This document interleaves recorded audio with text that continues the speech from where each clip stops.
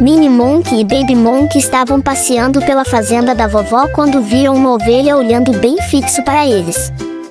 Minnie disse animado: Baby, sabia que as ovelhas têm super memória? Elas lembram mais de 50 rostos. A ovelha continuou olhando, bem séria. Baby abriu um sorrisão: então ela já gravou o meu. Minnie riu: gravou o seu, o meu. E até quando o meu boné voou. Os dois caíram na risada, enquanto a ovelha só observava, guardando tudo na cabeça.